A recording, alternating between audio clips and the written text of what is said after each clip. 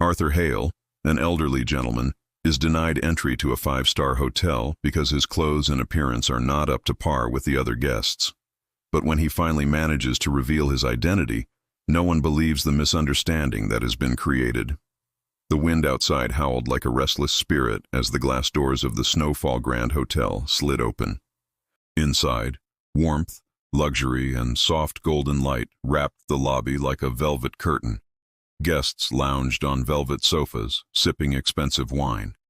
Suitcases with gold-plated zippers rolled across marble floors, polished to a mirror shine. A pianist played softly in the corner, filling the air with calm elegance. Everything looked flawless, until the old man stepped inside. Arthur Hale, 78 years old, paused just beyond the doorway. Snowflakes clung stubbornly to his thinning gray hair. His coat, once dark green, had faded over the years and now hung awkwardly from his shoulders. One of the buttons was missing, and the fabric was slightly torn near the pocket. His brown shoes were scuffed and dulled by time. The small suitcase he pulled behind him rattled as one wheel kept wobbling. A few guests turned their heads immediately. Their eyes narrowed, their whispers sharpened. Is he lost? He doesn't look like he belongs here. This is a luxury hotel, not a shelter. But Arthur didn't seem to hear them.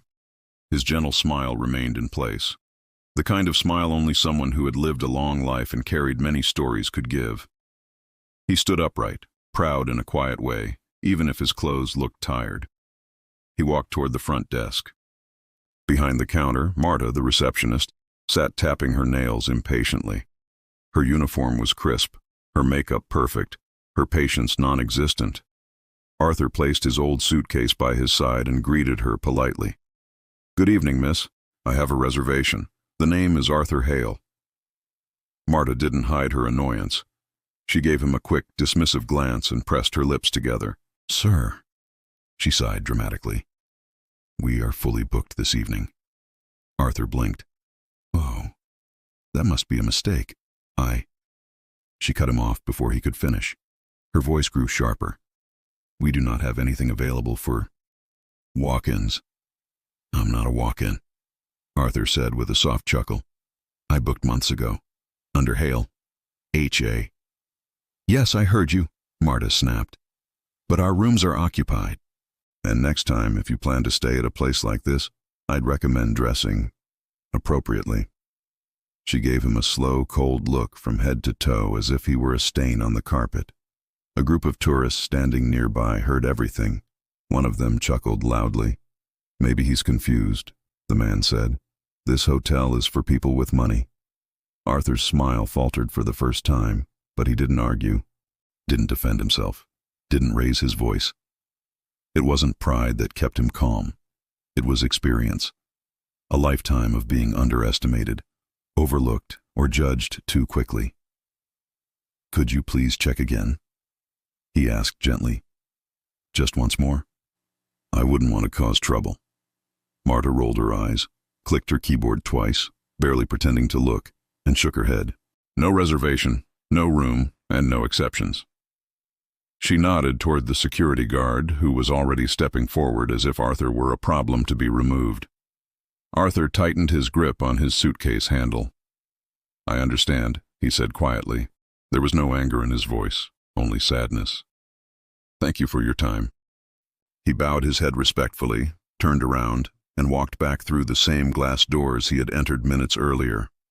The cold night swallowed him instantly. Snowflakes drifted around him like tiny ghosts as he disappeared into the darkness. And inside the hotel, not a single person realized they had just pushed away the last man they should ever have turned their backs on. The lobby of the Snowfall Grand had returned to its usual rhythm. Guests checking in, luggage rolling, the pianist still playing soft winter melodies. The entire incident with the elderly man had already faded from memory for most of the staff. For Marta, though, a faint irritation lingered. "Why do people like him always choose places like this?" she muttered under her breath while straightening a stack of brochures. But her evening was about to shatter. Outside, the sound of an engine hummed through the cold air. A sleek black limousine glided to the hotel entrance, its polished exterior reflecting the golden lights like a moving mirror. The doorman's eyes widened. Only one man in the entire company used that car. The doorman rushed forward, nearly tripping over himself as he pulled the door open. Out stepped Mr. Leonard Strauss, tall, immaculately dressed, a presence so sharp the whole room seemed to straighten itself. His coat was a deep navy wool, tailored perfectly, and the silver cufflinks on his sleeves glinted like cold stars. His expression, however, was not elegant. It was tense. He looked angry, very angry. The doorman bowed quickly. "Good evening, Mr. Strauss. Welcome back to the Snowfall Grand." Strauss didn't answer. His eyes swept across the lobby with urgency, searching, measuring, expecting someone. He stepped inside, the click of his expensive shoes echoing through the marble hall. Marta stood up straighter than she had all night. "Good evening, Mr. Strauss," she greeted, her voice suddenly sweet and polished. "Is there anything I can assist you with?" Strauss didn't smile, didn't nod, didn't show the slightest warmth. "Where is he?" he demanded. Marta blinked. I'm sorry, sir. Who do you mean?" Strauss's eyes narrowed. "Arthur Hale. He checked in today. I instructed the staff to notify me the moment he arrived." A chill swept through Marta's stomach. She tried to maintain her mask. Him. Yes, well," she let out a forced laugh. "There must be a misunderstanding. That old man didn't have a reservation." Strauss's jaw tightened. "He didn't have a reservation?" he repeated, voice dangerously calm. "Well," she hesitated, hands trembling slightly. "He looked like someone who wouldn't be, suited to this hotel. His clothes were extremely worn. We assumed he was lost, so we asked him to leave." Every guest within earshot slowly turned toward them. The pianist hesitated, missing a note. The doorman looked down at his shoes. Strauss inhaled deeply, his face darkening as if a storm cloud had passed over him. "You assumed?" Strauss asked quietly. The quiet tone was far more terrifying than if he had shouted. "Yes, sir. We assumed." Strauss stepped closer to the front desk, lowering his voice but sharpening every word like glass. "Do you know who Arthur Hale is?" Marta swallowed hard. "No, sir." Strauss's eyes burned into hers. "He is the founder of the Snowfall Grand Hotel." Gasps rippled across the lobby like shockwaves. The man who built this hotel. The man who shaped its values. The man who spent decades teaching us that hospitality begins with dignity, no matter how someone looks. Marta's face drained of color. She opened her mouth to speak, but no sound came out. Strauss didn't stop. "I invited him here personally. Today marks 40 years since the doors of this hotel first opened. I wanted to honor him, celebrate him." He pointed to the front entrance, and instead, because of ignorance and arrogance, he was humiliated and thrown into the cold. The security guard shifted uncomfortably, unable to meet his eyes. Strauss ran a hand across his forehead, trying to steady himself. "Where is he now?" he demanded. The doorman shook his head. "He left on foot, sir. Into the snow." Strauss's voice cracked with disbelief and anger. "Find him, all of you, now, before something happens, and pray," his voice deepened, "that he forgives you." The staff scattered instantly, fear and guilt pushing them into the frigid night. But the truth, the heartbreaking truth, was that no matter how fast they ran, Arthur Hale was already farther away than any of them could imagine. Snow dusted the streets outside as staff members rushed blindly into the night, each one hoping to find the elderly man they had pushed away. But inside the lobby, the air had frozen around Mr. Leonard Strauss and Marta, who stood behind the reception desk trembling like a leaf in a winter storm. The pianist had stopped playing. Guests stared openly now, whispering to one another. The crystal chandelier above seemed to glow colder, harsher. Marta swallowed hard and tried to steady her voice. "Mr. Strauss, sir, I didn't know. If I had known he was someone important—" Strauss snapped his head toward her. "It should not matter," he said sharply. "Important or not, wealthy or not, dressed like a king or dressed like a factory worker, you treat every guest with dignity." The silence that followed felt like a punishment all on its own. But Strauss wasn't finished. He took a slow breath, as if gathering years of memories before speaking again. Arthur Hale didn't build this hotel to impress the rich, he began. He built it because he believed in something almost forgotten. Strauss's voice softened, but the pain in his eyes deepened. He believed that hospitality should feel like home. Marta lowered her gaze. Her hands trembled as she gripped the counter.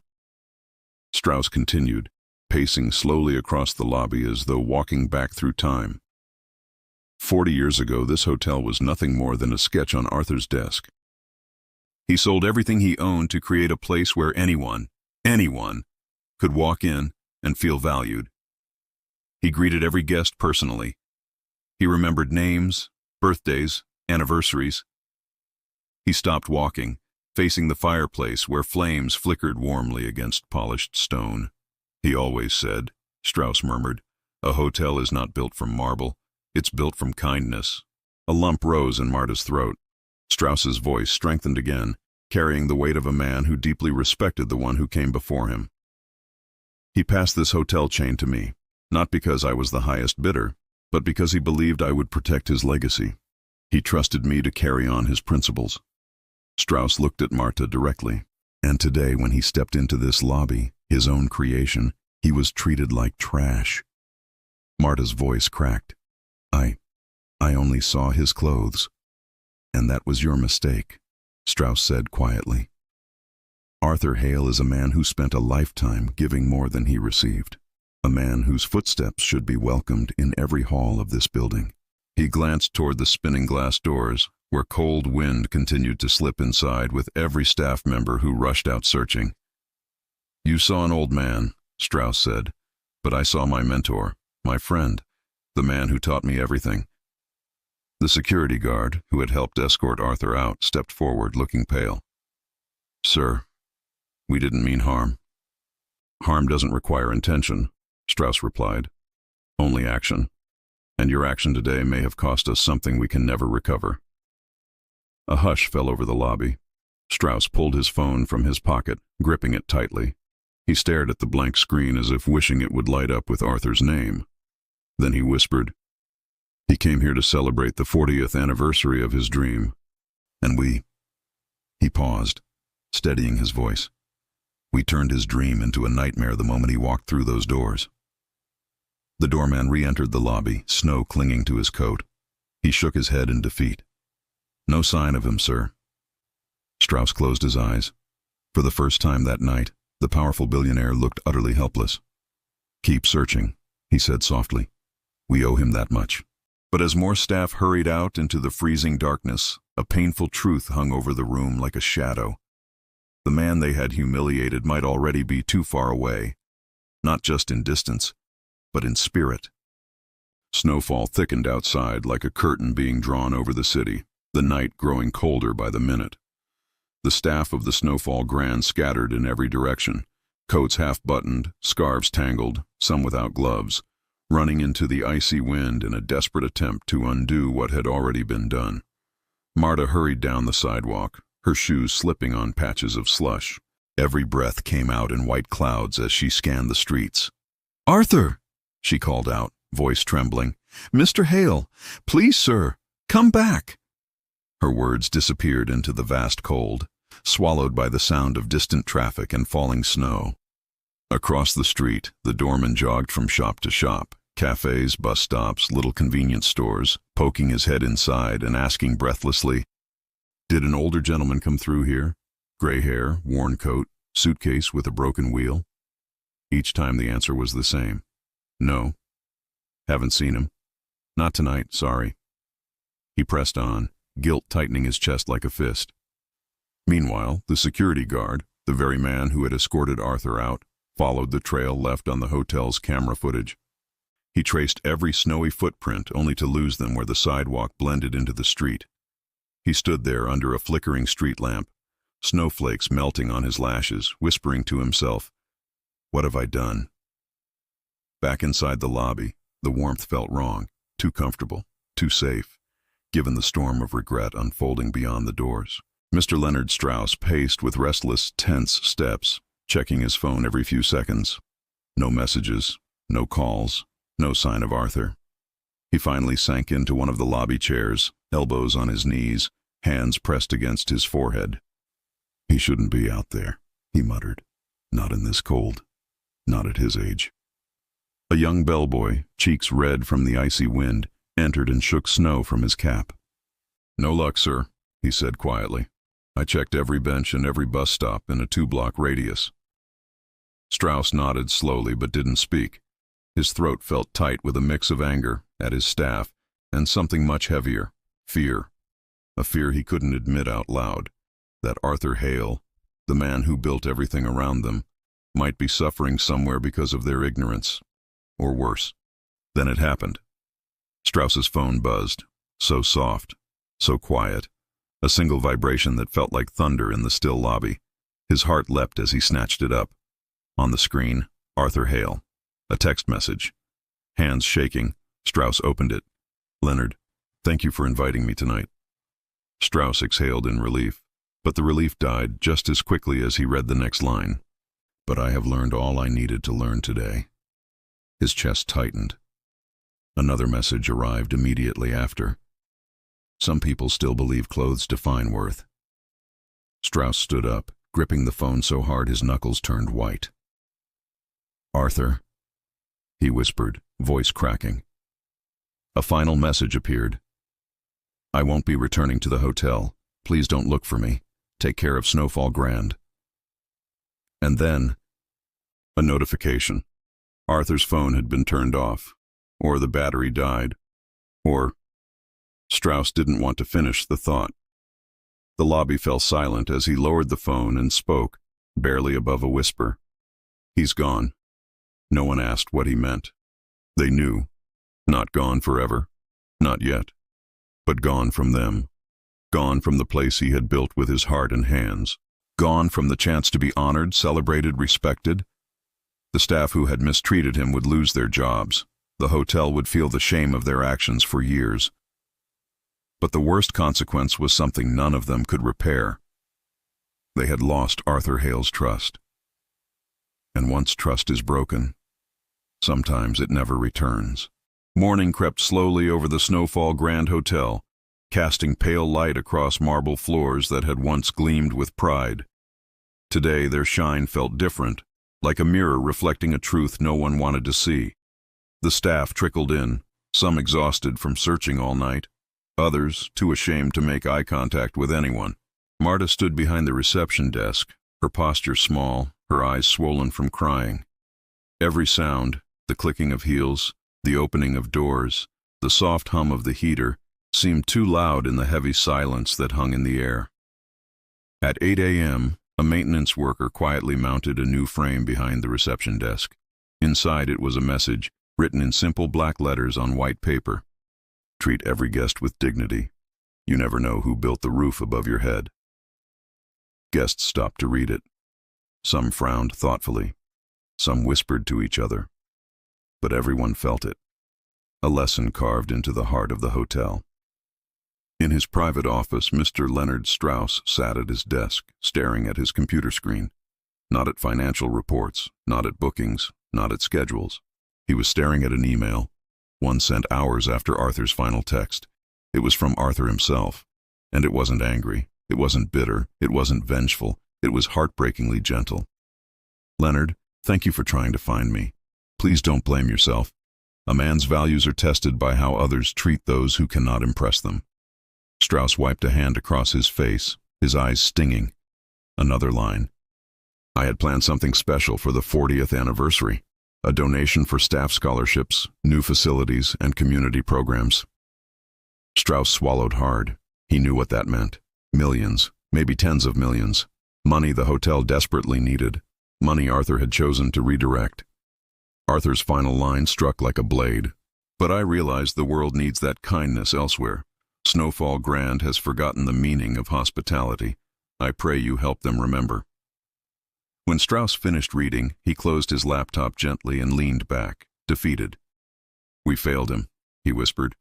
"Not as a business, not as a hotel, as people." That afternoon, news quietly spread through the local community. A small elderly shelter on the outskirts of the city received a massive anonymous donation, enough to refurnish the building, provide medical care, and support dozens of residents for years. But the staff there already knew who it was from. Because early that morning, as the snow melted into puddles, Arthur Hale had walked through their doors carrying his old suitcase. He didn't mention the hotel. He didn't mention the humiliation. He didn't mention the fortune he had given away. He simply asked, "Do you have room for one more volunteer today?" They welcomed him without hesitation, not because of his name, or his wealth, or his legacy, but because he was kind. And in the warmth of that small, simple shelter, among people who valued hearts over appearances, Arthur finally felt at home again. Back at the Snowfall Grand, life continued. Reservations came in, guests arrived, the chandeliers sparkled, the pianist played. But something had changed forever. Every time the glass doors opened and a new guest walked in, well-dressed or poorly dressed, young or old, the staff hesitated, remembering the man they had turned away, remembering the price of their assumptions, remembering the founder they had lost. And every winter, on the anniversary of the hotel's opening, Strauss placed a single white flower at the entrance, letting snowflakes settle gently on its petals. A quiet reminder to all who entered. Respect is not earned by wealth. Kindness is not measured by clothing. And the value of a person is never found in what they wear. The Snowfall Grand would never forget this lesson, but it would never undo the day it failed Arthur Hale. And just like that, our story has come to an end. Thank you so much for watching until the very last moment. If this story touched your heart, inspired you, or even made you reflect for a moment, then don't forget to subscribe to the channel, activate the notification bell, and leave your like. It helps more than you imagine. And of course, I want to hear from you. Write a comment telling me what you thought of this story. And also tell me, from which city in Norway are you watching this video? I read everything with great care. See you in the next story.